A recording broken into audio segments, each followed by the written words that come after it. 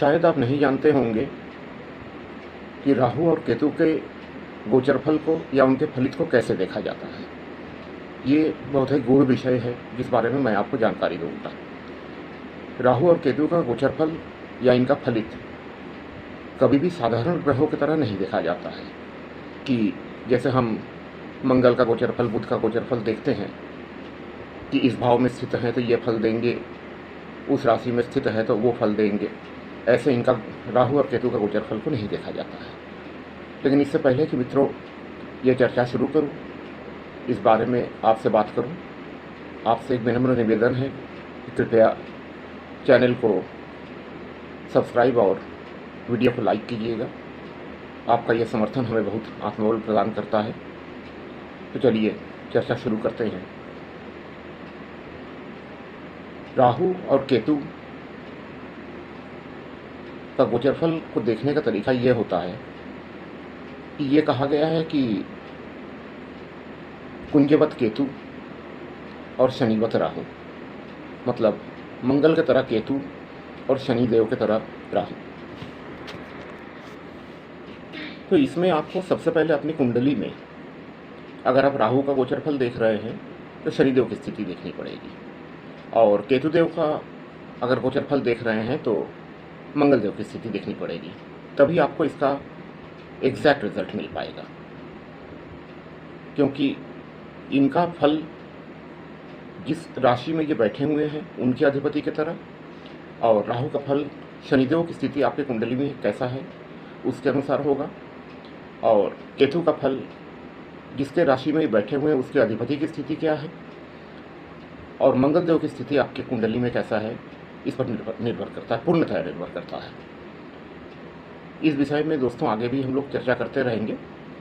और आपको ये चीज़ भी बता दूं कि राहु और केतु ये दोनों ही छाया ग्रह हैं। ये जिस राशि में प्रवेश करते हैं उसके अधिपति के समान अपने गुण को, उसके अधिपति के गुणों को अपने में ये समावेश कर लेते हैं। इसलिए मैंने कहा कि इनके अधिपति की स्थिति को देखिएगा कि कहाँ पर क्या है।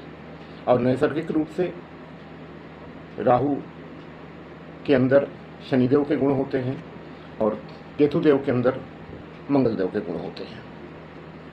तो इस विषय में चलिए आगे हम लोग बात करते हैं। सभी जातकों के लिए ये नियम प्रायोज्य है।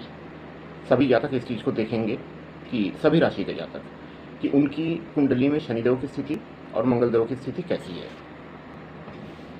अब चलिए बहुत संक्षेप में जान लेते हैं कि राहुदेव का कारकत्व क्या है।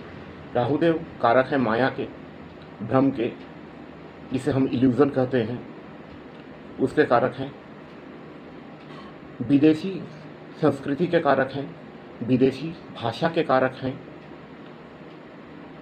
और साथ ही साथ आकस्मिक घटनाओं के कारक हैं। जुआ, सट्टा, लॉटरी, इस ढंग की जो आकस्मिक आय होती है या कह लीजिए अनैतिक आय, इसके कारक हैं। केतुदेव कारक हैं आपके मोक्ष के, आध्यात्म के।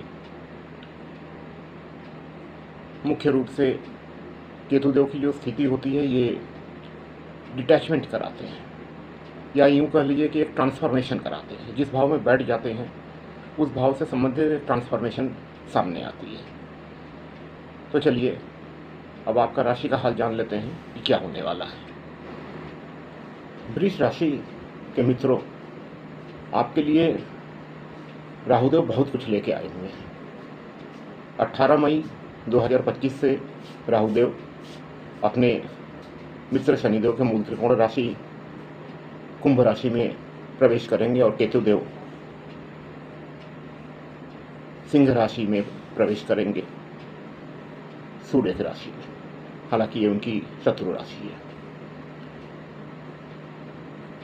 10वें भाव में आपके लिए वृषभ राशि के मित्रों राहुदेव रहेंगे, और 4थे भाव में केतुदेव रहेंगे। 10वें भाव में राहुदेव साधारणतया बहुत ही अच्छा प्रभाव देते हैं, लेकिन इसमें कुछ चीज़ आपको राहुदेव के सहयोग के लिए करना पड़ेगा। अब क्या करना पड़ेगा? आपको थोड़ा बाहर अपने आप को बहिर्प्रकाश करना पड़ेगा। जिस चीज़ को कहते हैं कि अगर आप किसी शेल के अंदर हैं तो उससे आपको बाहर आना पड़ेगा, लोगों के समक्ष आना पड़ेगा।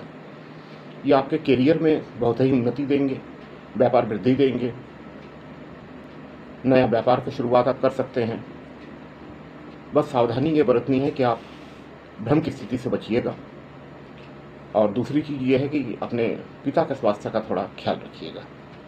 वैसे ये गोचर आपके लिए अत्यंत शुभ है, वृद्धिकारक है, धनदायक है, सामाजिक प्रतिष्ठा में आपकी वृद्धि होगी, करियर में उन्नति होगी, अगर आप नौकरी में हैं पदोन्नति होगी, सम्मान लाभ होगा, हर प्रकार से शुभकारी है। केवल जो आपको सावधानी मैंने बताया उस चीज़ का ख्याल रखिएगा। चौथे भाव में आपके केतुदेव हैं। आप केतुदेव हैं तो त्याग के ग्रह हैं, कुछ ना कुछ आपको त्याग तो करना ही पड़ेगा कि इनका अच्छा फलित आपके लिए हो। तो त्याग किस चीज़ का करना है? सबसे पहला चीज़ ये है कि आपको कंफर्ट जोन से बाहर आना पड़ेगा।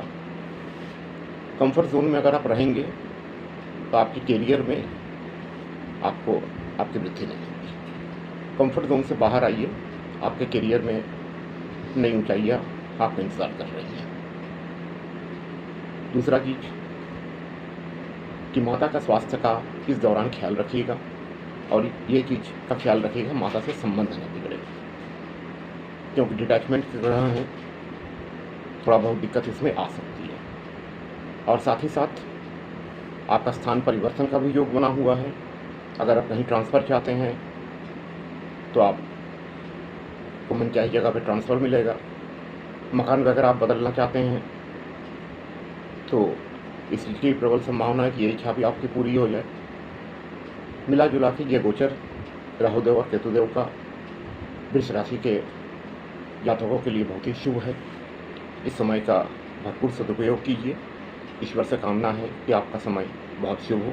और मित्र, चलते चलते फिर से आपको याद दिला दूँ, कृपया चैनल को सब्सक्राइब और वीडियो को लाइक कीजिएगा। नमस्कार।